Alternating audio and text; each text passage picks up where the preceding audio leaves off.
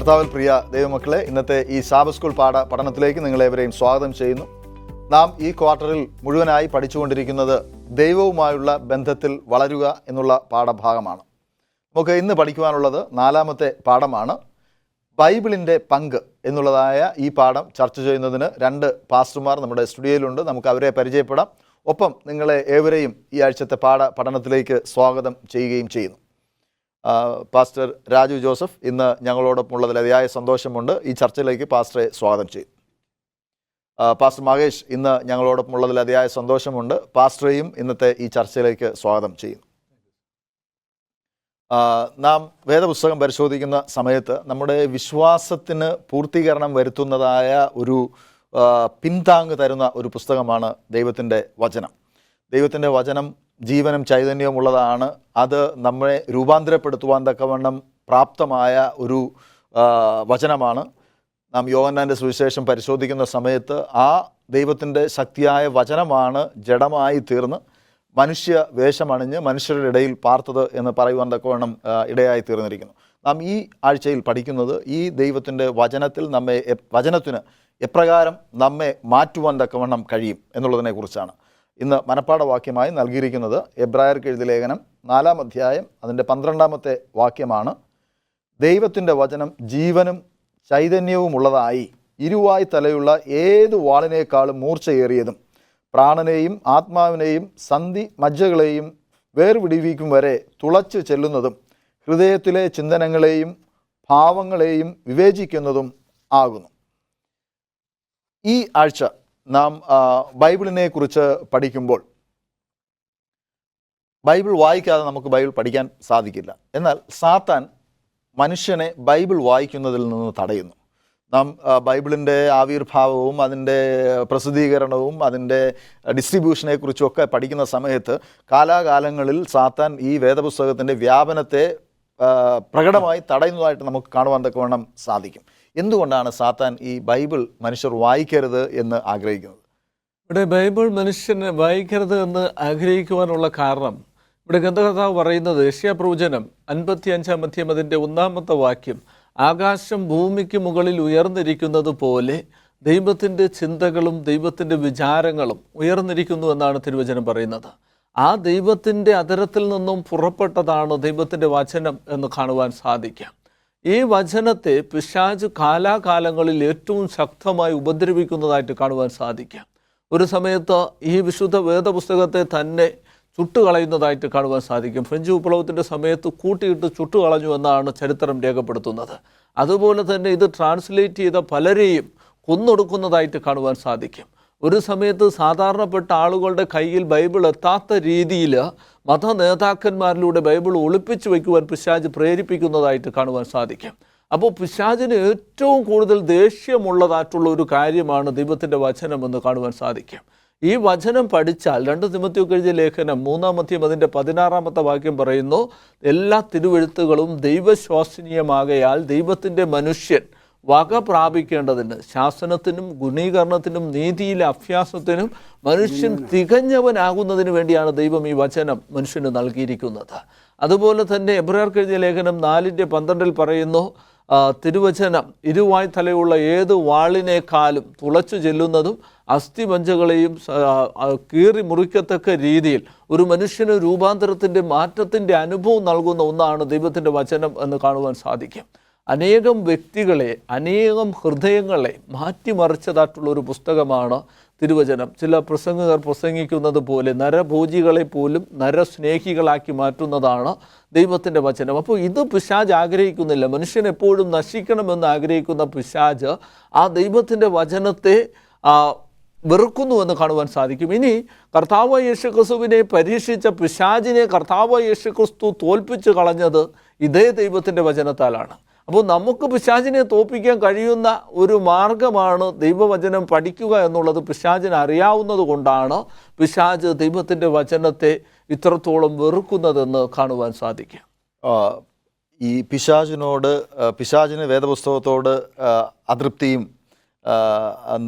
എതിർപ്പും പ്രകടമായിട്ട് ഉണ്ട്. എന്നാൽ പിശാചിനെ എതിർക്കുവാൻ വേദപുസ്തകമാണ് ഏറ്റവും വലിയ ആയുധം എന്ന് നമുക്ക് നമ്മോട് കർത്താവ് അരുളി ചെയ്തിട്ടുണ്ട്. എന്തുകൊണ്ടാണ് വേദപുസ്തകം പിശാചിനോട് എതിർക്കുവാനുള്ള ഏറ്റവും വലിയ ആയുധമായി തീരുന്നത്? വേദപുസ്തകം പിശാചിനോട് എതിർക്കുവാനുള്ള ശക്തമായിട്ടുള്ളൊരു മാർഗദർശിയായിട്ടിരിക്കുന്നത് കാരണമെന്ന് പറഞ്ഞാൽ ഇവിടെ പാസ്റ്റർ പ്രസ്താവിച്ച വേദഭാഗം വളരെ വ്യക്തമാണ്. അത് ഏറ്റവും വളരെ ശക്തമാണ് എന്നാണ് പറഞ്ഞിരിക്കുന്നത്. എന്താണ്? ദൈവവചനം ഇരുവായ്ത്തലയുള്ള വാളാണെന്ന് പറഞ്ഞു. അപ്പോൾ എല്ലാത്തിനെയും ഉന്മൂലനം ചെയ്യുവാൻ തക്കവണ്ണം ശക്തമായിട്ട് പ്രവർത്തിക്കുവാൻ സാധ്യമാകും. മറ്റൊരു വേദഭാഗം നമുക്ക് കാണുവാൻ സാധ്യമാകുന്നത് എഫേസ്യർക്ക് എഴുതിയ ലേഖനം 6:17 വായിക്കുമ്പോൾ അവിടെ പറയുന്നു, രക്ഷ എന്ന ശിരാസ്ത്രവും ദൈവവചനമെന്ന ആത്മാവിൻ്റെ വാളും ധരിക്കുവാൻ പറയുന്നു. ഇത് രണ്ടും കാണിക്കുന്നത് എന്താണെന്നറിയോ? പ്രിവെൻഷനെയാണ്, തടയുക.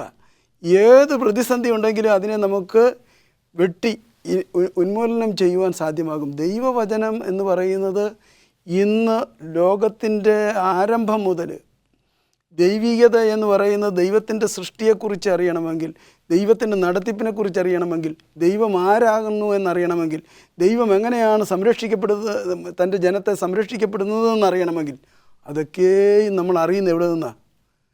ഈ ദൈവത്തിൻ്റെ വചനത്തിൽ നിന്നാണ്. അപ്പോൾ ആ വചനത്തെ പ്രൊട്ടക്റ്റ് ചെയ്യുവാൻ പിശാച് ഒരിക്കലും ഇഷ്ടപ്പെടുന്നില്ല. അപ്പോൾ അതുകൊണ്ട് ആര് അതിനെ വഹിക്കുന്നുവോ അവരെ നിർമ്മാർജ്ജനം ചെയ്യുവാനാണ് പിശാച് നോക്കുന്നത്. പാസ്റ്റർ, വ്യക്തിപരമായ ബൈബിൾ പഠനവും ദൈവവുമായിട്ടുള്ളതായ ബന്ധവും അഥവാ നമ്മുടെ വ്യക്തിപരമായ പ്രാർത്ഥനയും എന്തുമാത്രം ഒരു ക്രിസ്തീയ ജീവിതത്തിൽ പ്രാധാന്യം അർഹിക്കുന്നു? നമ്മൾ ദൈവവചനം പഠിക്കുക എന്ന് പറയുമ്പോൾ നമുക്ക് പല രീതികളുണ്ട് ദൈവത്തിൻ്റെ വചനം പഠിക്കുവാൻ. നമുക്ക് വേർഡ് ബൈ വേർഡ് ദൈവത്തിൻ്റെ വചനം പഠിക്കാം, ചാപ്റ്റർ ബൈ ചാപ്റ്റർ ദൈവത്തിൻ്റെ വചനം പഠിക്കാം. അതുപോലെ വേദപുസ്തകം ഓരോ വ്യക്തികളുടെ അല്ലെങ്കിൽ എഴുതപ്പെട്ടിരിക്കുന്നതായിട്ടുള്ള ഓരോ പുസ്തകത്തെ അടിസ്ഥാനമാക്കി നമുക്ക് ദൈവത്തിൻ്റെ വചനം പഠിക്കാം.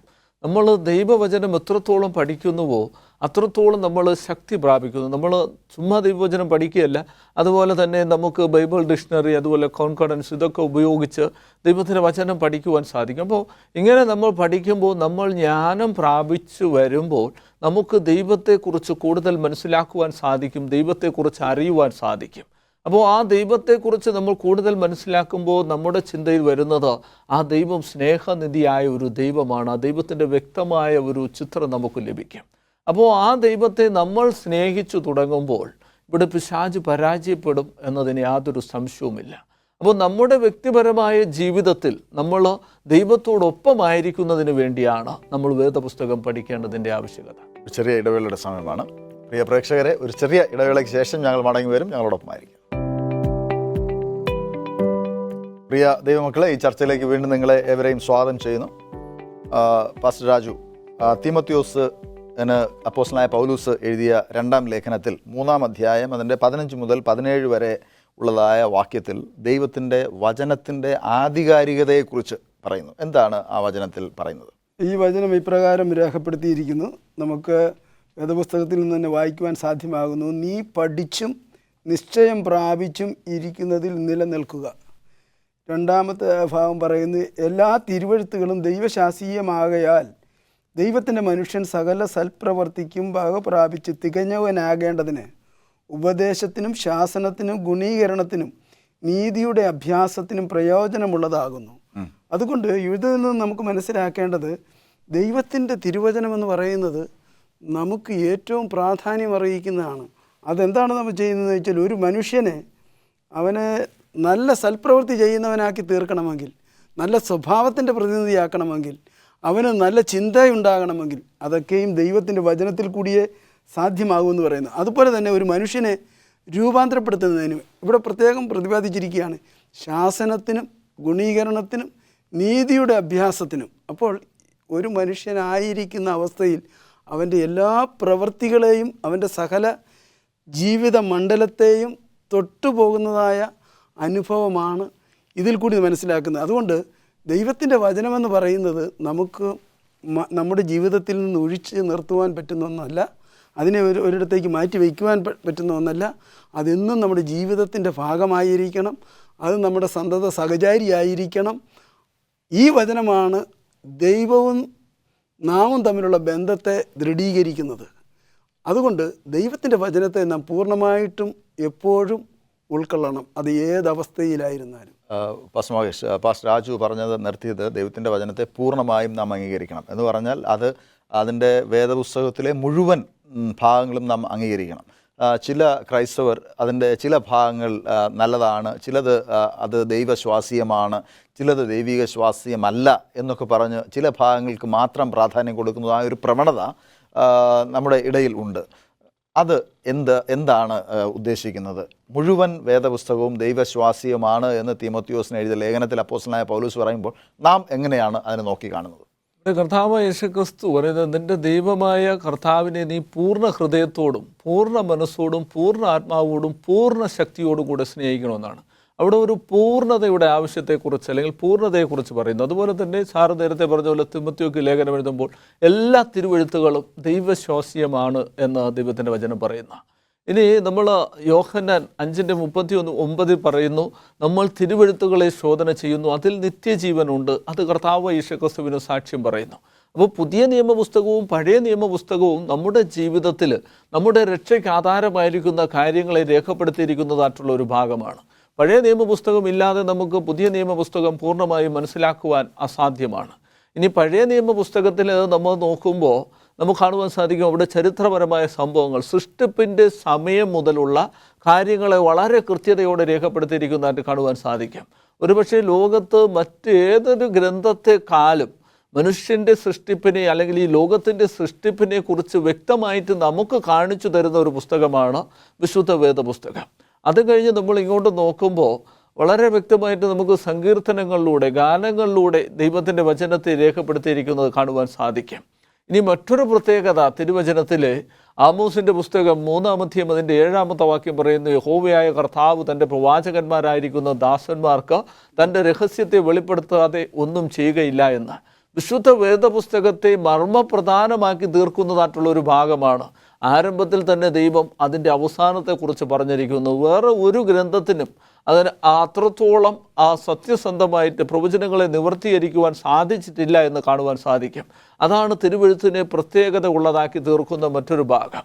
കർത്താവ് യേശുക്രിസ്തു ഈ ഭൂമിയിലായിരുന്ന സമയത്ത് പറഞ്ഞതായിട്ടുള്ള കാര്യങ്ങളൊക്കെയും, ക്രിസ്തുവിൻ്റെ വരവിന് മുമ്പ് സംഭവിക്കുമെന്ന് പറഞ്ഞിരിക്കുന്ന കാര്യങ്ങളൊക്കെയും ഇന്ന് ലോകത്ത് സംഭവിച്ചു കൊണ്ടിരിക്കുന്നതായിട്ട് കാണുവാൻ സാധിക്കും. അതുപോലെ പ്രവാചകന്മാർ പ്രവചിച്ച കാര്യം, യോഹന്നാൻ അപ്പോസ്തലൻ പത്മോസ് ദ്വീപിൽ ദർശിച്ചതായിട്ടുള്ള കാര്യങ്ങൾ, ഇതൊക്കെയും ഇന്ന് ലോകത്തിൽ സംഭവിച്ചു കൊണ്ടിരിക്കുന്നതായിട്ട് കാണുവാൻ സാധിക്കും. അതിനർത്ഥം തിരുവെഴുത്തിലെ പ്രവചനങ്ങളൊക്കെയും കൃത്യതയോടെ നിറവേറുന്നു എന്നാണ്. അതോടൊപ്പം തന്നെ ആ തിരുവെഴുത്ത് അതിൻ്റെ മധ്യത്തിൽ വസിക്കുന്ന ഒരു ദൈവത്തെ വെളിപ്പെടുത്തുന്ന.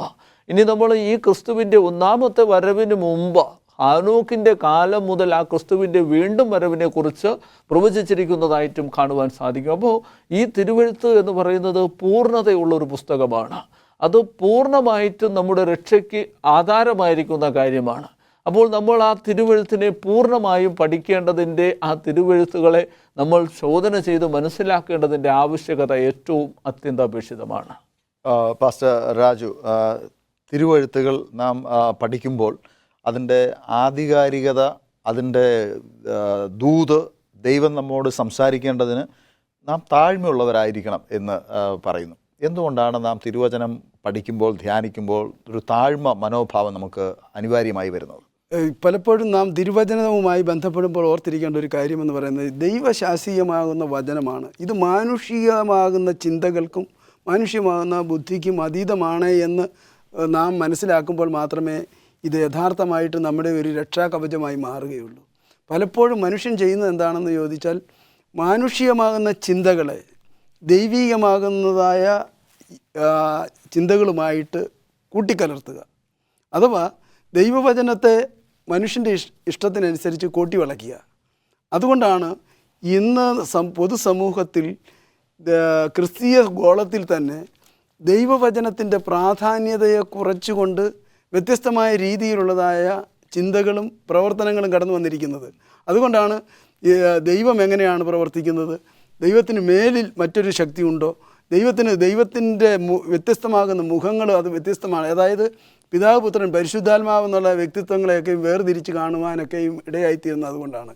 എന്നാൽ യഥാർത്ഥമായ ദൈവീയ ശാസ്ത്രീയമായ വചനം അത് ദൈവത്തിൽ നിന്ന് പ്രാപിച്ചത് അത് നാം ഹൃദ്യസ്ഥമാക്കുന്നത് താഴ്മയോടുകൂടിയാണ് എങ്കിൽ അത് ദൈവം നമുക്ക് നൽകിയിരിക്കുന്നതായ വരദാനമാണ് എന്നും നമ്മുടെ ജീവിതത്തിൻ്റെ മാർഗദർശിയായിട്ട് അത് ഉൾക്കൊള്ളണമെന്നും വെച്ചുകൊണ്ട് നാം പഠിക്കുകയും ഗ്രഹിക്കുകയും ചെയ്യുമ്പോൾ അതിൽ നിന്ന് അനേക സത്യങ്ങളെ നമുക്ക് ഗ്രഹിക്കുവാനും അത് നമ്മുടെ ജീവിതത്തെ ക്രമീകരിപ്പാനും സാധ്യമാകുന്ന ഒന്നാകുന്നു ദൈവത്തിൻ്റെ തിരുവചനം.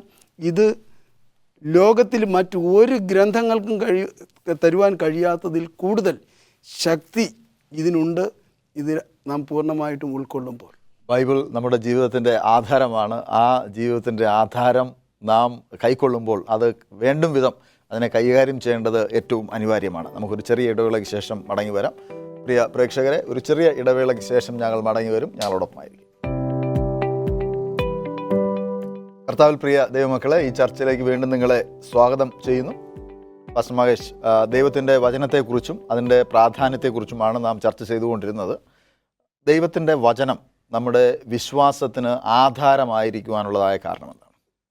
ദൈവത്തിൻ്റെ വചനം, തിരുവചനം പറയുന്നത് ദൈവത്തിൻ്റെ വചനം വിശ്വാസത്തിൻ്റെ അടിസ്ഥാനം അല്ലെങ്കിൽ സത്യത്തിൻ്റെ അടിസ്ഥാനം എന്നാണ് പറയുന്നത്. കാരണം കർത്താവ് യേശു ക്രിസ്തു പറയുന്നു, ഞാൻ തന്നെ വഴിയും ജീവനും സത്യവുമാകുന്നു. അപ്പോൾ നമ്മുടെ ദൈവം സത്യമാണ്. ആ ദൈവത്തെ വരച്ച് കാട്ടുന്നതായിട്ടുള്ള പുസ്തകമാണ് വിശുദ്ധ വേദ പുസ്തകം. അപ്പോൾ ആ പുസ്തകവും തീർച്ചയായിട്ടും സത്യമാണ് എന്ന് കാണുവാൻ സാധിക്കും. അതുപോലെ ദൈവത്തിൻ്റെ കൽപ്പനകൾ സത്യവും വിശ്വാസയോഗ്യവുമാണ് എന്ന് തിരുവചനം പറയുന്നു. അപ്പോൾ നമ്മുടെ അടിസ്ഥാനം, അതായത് നമുക്ക് ദൈവത്തെ വെളിപ്പെടുത്തി തരുന്നത് തിരുവെഴുത്തുകളാണ്. അതുപോലെ നമ്മൾ എപ്രകാരം ജീവിക്കണമെന്ന് നമുക്ക് കാണിച്ചു തരുന്നത് തിരുവെഴുത്തുകളാണ്. അപ്പോൾ ഒരു ക്രിസ്ത്യാനിയുടെ സത്യത്തിൻ്റെ അടിസ്ഥാനം എന്ന് പറയുന്നത് തീർച്ചയായിട്ടും തിരുവെഴുത്തുകൾ, തിരുവചനം തന്നെയാണ്. കാരണം അതാണ് നമുക്ക് ദൈവത്തെ വെളിപ്പെടുത്തി തരുന്നതും നമ്മൾ എപ്രകാരമായിരിക്കണമെന്ന് നമുക്ക് കാണിച്ചു തരുന്നത്. പാസ്റ്റർ രാജു ജോസഫ്, ദൈവത്തിൻ്റെ വചനം ആണ് നമ്മുടെ വിശ്വാസ രൂപീകരണത്തിന് ആധാരമായിട്ട് നമ്മൾ കാണുന്നത്. അതുപോലെ തന്നെ നമ്മുടെ കർത്താവിലുള്ളതായ നമ്മുടെ വിശ്വാസത്തിന്, നേരത്തെ നാം പറയുകയുണ്ടായി, നാം കർത്താവ് യേശു ക്രിസ്തുവിനെ കണ്ടിട്ടില്ല, എന്നാൽ കർത്താവ് പറഞ്ഞതായ കാര്യങ്ങൾ ദൈവവചനത്തിലുള്ളത് കൊണ്ടാണ് നാം വിശ്വസിക്കുന്നത് എന്ന് നാം പറയുകയുണ്ടായി. ഈ ദൈവത്തിൻ്റെ വചനം നമുക്ക് വിശ്വാസത്തിന് ആധാരമാകുന്നത്, കർത്താവിലുള്ള വിശ്വാസത്തിന് ആധാരമായിരിക്കുന്നത് എങ്ങനെയാണ്? ദൈവത്തിൻ്റെ വചനം കർത്താവിലുള്ള വിശ്വാസത്തിന് ആധാരമായിരിക്കുന്നത് ഇത് വളരെ വ്യക്തമായിട്ട് ഇവിടെ പറഞ്ഞിട്ടുണ്ട്. ഇത് ദൈവീയ ശാസ്ത്രീയമായിട്ടുള്ള വചനമാകുന്നു. അപ്പോൾ ദൈവത്തെക്കുറിച്ച് നമ്മൾ പറയുമ്പോഴും ദൈവത്തെ വെളിപ്പെടുത്തിയിരിക്കുന്നത് പ്രവാചകന്മാർ മുഖാന്തരവും അപ്പോസ്തലന്മാർ മുഖാന്തരവും. ഇപ്പോൾ കഴിഞ്ഞ കാലങ്ങളിൽ എന്ന് പറഞ്ഞാൽ അന്ന് പ്രവാചകന്മാർ മുഖാന്തരമായിരുന്നു ദൈവം പറഞ്ഞിരുന്നത്. അതിനു മുമ്പ് നമ്മുടെ ഫോർഫാദേഴ്സ് മുഖാന്തരമായിരുന്നു ദൈവത്തിൻ്റെ വചനം. അന്നൊരു വചനമായി നമ്മുടെ കൈവശങ്ങളിൽ ഇല്ലായിരുന്നു എങ്കിൽ പോലും രേഖകളായിട്ടും അതുപോലെ തലമുറകളായി കൈമാറിയിട്ടുള്ളതായിരുന്നെങ്കിൽ പോലും അതിലൊക്കെയും പറഞ്ഞിരിക്കുന്നത് ദൈവത്തിൻ്റെ നടത്തിപ്പിനെ കുറിച്ചായിരുന്നു. എന്നാൽ പിന്നീടുള്ള കാലഘട്ടത്തിൽ, അഥവാ ഇപ്പോൾ നാം ആയിരിക്കുന്ന ഈ അവസരത്തിലേക്ക് എത്തുമ്പോൾ അത് ഒരു രേഖയായി, അതൊരു തെളിവായി, അതിൻ്റേതായ എല്ലാ അവസ്ഥയിലും നമ്മുടെ എല്ലാവരുടെയും കരങ്ങളിലുണ്ട്. ഇന്ന് വേദപുസ്തകം വ്യത്യസ്തമാകുന്ന രീതിയിൽ നമ്മുടെ കൈവശമുണ്ട്. അവിടെ എല്ലാം പ്രതിഫലിപ്പിക്കുന്നത് ദൈവത്തെയാണ് എന്നുള്ള കാര്യമാണ് നമ്മൾ മനസ്സിലാക്കേണ്ടത്. അതുകൊണ്ട് വിശ്വാസത്തിൻ്റെ ഏറ്റവും അടിസ്ഥാനമെന്ന് പറയുന്നതും നമ്മുടെ എല്ലാവരുടെയും നിലനിൽപ്പിൻ്റെ അടിസ്ഥാനമെന്ന് പറയുന്നതൊക്കെ ഈ വേദപുസ്തകം തന്നെയാണ് എന്ന് നാം അറിഞ്ഞിരിക്കണം. കാരണം സൃഷ്ടിപ്പിൻ്റെ ചരിത്രം മുതൽ ഇന്ന് മനുഷ്യൻ്റെ വീണ്ടെടുപ്പിൻ്റെ അവസ്ഥയിൽ വന്ന് പുതിയ ഒരു ജീവിതത്തിലേക്ക് എത്തപ്പെടുമെന്നുള്ളതായ പ്രത്യാശ വരെയും നൽകുന്നത് ഈ വചനത്തിൽ കൂടിയാണ് എന്ന് നമുക്ക് കാണുവാൻ സാധ്യമാകും. പാസ്റ്റർ മഹേഷ്, നാം വേദപുസ്തകത്തിൽ വിശ്വസിക്കാനുള്ളതായ കാരണങ്ങൾ ദൈവവചനത്തിലുള്ളതായ ചില അവകാശവാദങ്ങളാണ്. അഥവാ നമുക്ക് വിശ്വസിക്കുവാൻ യോഗ്യമായ ചില തെളിവുകൾ വേദപുസ്തകത്തിലുണ്ട്. ആ അവകാശവാദങ്ങൾ ചിലത് എന്തൊക്കെയാണ്? നമ്മൾ വേദപുസ്തകത്തെ നോക്കുമ്പോൾ നമുക്ക് കാണുവാൻ സാധിക്കും, തിരുവെഴുത്തുകളിൽ നമുക്ക് മനസ്സിലാക്കുവാൻ സാധിക്കുന്ന ചില കാര്യങ്ങൾ എന്ന് പറഞ്ഞാൽ ശാസ്ത്രം ഇന്ന് എത്രത്തോളം വളർന്നിരിക്കുന്നു എന്ന് കാണുവാൻ സാധിക്കും. എന്നാൽ ഈ ശാസ്ത്രലോകം നമുക്ക് വെളിപ്പെടുത്തുന്ന ചില കാര്യങ്ങൾ അതിനും നൂറ്റാണ്ടുകൾക്ക് മുമ്പ് ദൈവത്തിൻ്റെ പ്രവാചകന്മാരിലൂടെ ദൈവം വെളിപ്പെടുത്തി തന്നിരിക്കുന്നതായിട്ട് കാണുവാൻ സാധിക്കും. അതിനൊരു ഉദാഹരണമാണ് ഈ കാറ്റിന് ഭാരമുണ്ട് എന്നുള്ളതായിട്ടുള്ള കാര്യം. കൃത്യമായിട്ടും അത് മുന്നമേ തന്നെ ദൈവം വെളിപ്പെടുത്തി തന്നു. അതിനും നൂറ്റാണ്ടുകൾക്ക് ശേഷമാണ് ശാസ്ത്രലോകം അത് തെളിയിക്കുന്നത്. അതുപോലെ തന്നെ ദൈവത്തിൻ്റെ വചനത്തിൽ നോക്കുമ്പോൾ ഭൂമിയെ അതിൻ്റെ നാസ്തികത്വത്തിൽ തൂക്കിയിട്ടിരിക്കുന്നു എന്നാണ് യോബ് പറഞ്ഞിരിക്കുന്നത്. അതായത് ഭൂമിയെ ഒരു ഗോളമായിട്ട് ഭൂമി നിലനിൽക്കുന്നു ഭൗമ അന്തരീക്ഷത്തിൽ എന്ന് കാണുവാൻ സാധിക്കും. എന്നാൽ മുൻകാലങ്ങളിൽ ജനങ്ങൾ വിശ്വസിച്ചിരുന്നത് അത് ആമയുടെ പുറത്തിരിക്കുന്നു എന്നും ആന ചുമന്നുകൊണ്ട് നിൽക്കുന്നു എന്നും ഒരു ദേവൻ അതിനെ പിടിച്ചുകൊണ്ടിരിക്കുന്നു എന്നൊക്കെയാണ്. എന്നാൽ തിരുവചനം അതിന് മുന്നമേ പറഞ്ഞു അത് ഒരു ഗോളമാണ്, അത് അതിൻ്റെ നാസ്തികത്വത്തിൽ ദൈവം അതിനെ തൂക്കിയിട്ടിരിക്കുന്നുവെന്ന്. ഇതൊക്കെ നമുക്ക് വിശ്വാസയോഗ്യമായി തീരുന്നതായിട്ടുള്ള കാര്യങ്ങളാണ്. അതുപോലെ തന്നെ മുൻകാലങ്ങളിൽ മനുഷ്യൻ വിശ്വസിച്ചിരുന്നു ആകാശത്ത് 5000 നക്ഷത്രങ്ങൾ മാത്രമേ ഉള്ളൂ എന്നും നക്ഷത്രങ്ങളെ എണ്ണി തിട്ടപ്പെടുത്തുവാൻ സാധിക്കുമെന്നൊക്കെയും. എന്നാൽ ഇന്ന് മനുഷ്യൻ നോക്കുമ്പോൾ മനുഷ്യന് കാണാവുന്നതിലും നിരവധി അനവധി കടൽത്തരിയിലെ മണൽത്തരികളെ പോലെ, കടൽ തീരത്തെ മണൽത്തരികളെ പോലെ എണ്ണി തിട്ടപ്പെടുത്തുവാൻ കഴിയാത്തത്ര നക്ഷത്രങ്ങൾ ഉണ്ട് എന്ന് ഇന്ന് ശാസ്ത്രലോകം തെളിയിച്ചു. എന്നാൽ അതിനും നൂറ്റാണ്ടുകൾക്ക് മുമ്പ് യിരെമ്യാ പ്രവാചകനിലൂടെ ദൈവം വളരെ സ്പഷ്ടമായിട്ട് പറയുന്നു, ആകാശത്തിലെ നക്ഷത്രങ്ങളെ നമുക്ക് എണ്ണി തീർക്കുവാൻ സാധിക്കുകയില്ല. ദൈവം അബ്രഹാമിലൂടെ വെളിപ്പെടുത്തി ആകാശത്തിലെ നക്ഷത്രങ്ങളെ നമുക്ക് എണ്ണി തീർക്കുവാൻ സാധിക്കുകയില്ല എന്ന്. അപ്പോൾ ഇതൊക്കെയും നമുക്ക് വിശ്വാസയോഗ്യമാക്കി തീർക്കുന്ന രീതിയിലാണ് തിരുവചനം നമുക്ക് കാണിച്ചു തരുന്നത്. ഇതൊക്കെ ശാസ്ത്രീയമായി തെളിയിക്കപ്പെട്ടതായിട്ടുള്ള ചില കാര്യങ്ങൾ, അതുപോലെ ആർക്കിയോളജിസ്റ്റ് പരമായിട്ട്, അതുപോലെ ചരിത്രപരമായിട്ടൊക്കെയും നിരവധി അനവധി ഉദാഹരണങ്ങൾ നമുക്ക് കാണുവാൻ സാധിക്കും. അതുകൊണ്ട് തീർച്ചയായിട്ടും ദൈവത്തിൻ്റെ അധരത്തിൽ നിന്നും പുറപ്പെട്ടിരിക്കുന്ന ദൈവത്തിൻ്റെ വചനങ്ങൾക്ക് ഒരിക്കലും ഭേദഗതി വരുത്തുവാൻ അസാധ്യമാണ്. അത് തീർച്ചയായിട്ടും സത്യമായിരിക്കുന്ന കാര്യങ്ങളാണ്. അത് അവകാശവാദങ്ങൾ എന്നതിലുപരി കൃത്യതയോടെ സത്യസന്ധമായി ആത്മാർത്ഥമായി സത്യമായിട്ട് നിലനിൽക്കുന്ന ഒന്നാണ് ദൈവത്തിൻ്റെ വചനമെന്ന് കാണുവാൻ സാധിക്കും. പാസ്റ്റർ രാജു, ദൈവത്തിൻ്റെ വചനം ഒരു മനുഷ്യനെ മാറ്റാൻ കഴിയും. എങ്ങനെയാണ് ഈ ദൈവത്തിൻ്റെ വചനം ഒരു വ്യക്തിയെ മാറ്റുന്നത്? ചുരുക്കി പറയാം. ദൈവത്തിൻ്റെ വചനം ഒരു വ്യക്തിയുടെ ജീവിതത്തിൽ ഉണ്ടാക്കുന്ന മാറ്റമെന്ന് പറയുന്നത് അതിലടങ്ങിയിരിക്കുന്ന ആത്മീയ അന്തസ്സത്തയെ അവൻ ഉൾക്കൊള്ളുമ്പോഴാണ്. ആ ആത്മീയ അന്തസ്സത്ത എന്ന് ചോദിച്ചാൽ ഇപ്പോൾ നമ്മൾ പ്രതിപാദിച്ചതായ എല്ലാ വിഷയങ്ങളും അതിൽ ഉൾക്കൊള്ളുന്നുണ്ട്. ഒരു മനുഷ്യൻ്റെ സർവാത്മകമായിട്ടുള്ള വളർച്ചയും ഒരു മനുഷ്യൻ്റെ ജീവിതചര്യകളും എല്ലാം തിരുവചനത്തിൽ ഉൾക്കൊണ്ടിട്ടുണ്ട്. ആ തിരുവചനം അത് പൂർണ്ണമായിട്ടും നമ്മുടെ ജീവിതത്തിൻ്റെ ഭാഗത്ത് നമുക്ക് നിർത്തിക്കൊണ്ട് ഒരു നേരായ വഴികാട്ടിയായിട്ട് നമുക്ക് ഉപയോഗിക്കുവാൻ കഴിയുമെന്നുള്ള ഒരവസ്ഥയിൽ നാം എത്തുമ്പോൾ തിരുവചനം നമ്മെ ഏറ്റവും മാന്യമായിട്ടുള്ള ഒരു വ്യക്തിയായിട്ട് പൊതുസമൂഹത്തിൽ നിർത്തുവാൻ ശക്തമായി തീരുന്നു എന്ന് ഇതിൽ നിന്ന് നമുക്ക് മനസ്സിലാക്കുവാൻ കഴിയും. തീർച്ചയായിട്ടും ദൈവത്തിൻ്റെ വചനം ഇരുവായ് തലയുള്ള വാൾ ആകുന്നു. അത് സന്ധിമജകളെ തുളച്ചു കീറി ഒരു മനുഷ്യൻ്റെ ഹൃദയത്തെ മാറ്റുവാൻ തക്കവണ്ണം പര്യാപ്തമാണ് ദൈവത്തിൻ്റെ വചനം പറയുന്നു. ഈ ദൈവത്തിൻ്റെ വചനത്തിൽ ആശ്രയിക്കുന്ന ഏവനും നിത്യജീവനുണ്ട്, ജീവിക്കുവാൻ പ്രത്യാശയുണ്ട്. അതിന് ദൈവം അവരെയും സഹായിക്കട്ടെ എന്ന് പ്രാർത്ഥിക്കുന്നു. ഈ ചർച്ചയിൽ പങ്കെടുത്ത പാസ്റ്റർ രാജുവിന് ദൈവനാമത്തിൽ നന്ദി പറയുന്നു. Pastor Mahesh, thank you. പ്രിയ ദൈവമക്കളെ, കർത്താവായ യേശു ക്രിസ്തു പറഞ്ഞു, തിരുവഴുത്തിൽ എഴുതിയിരിക്കുന്നുവല്ലോ, അവയിൽ നിങ്ങൾക്ക് നിത്യജീവൻ ഉണ്ട്. വാസ്തവമായും ദൈവത്തിൻ്റെ വചനം വിശ്വസിക്കുകയും അതിൽ ജീവിക്കുകയും ചെയ്യുന്നവർക്ക് ദൈവരാജ്യത്തിൽ കടക്കുവാനും സാധിക്കും. അതിന് ദൈവം നിങ്ങളേവരെയും സഹായിക്കട്ടെ എന്ന് പ്രാർത്ഥിക്കുന്നു. God bless you.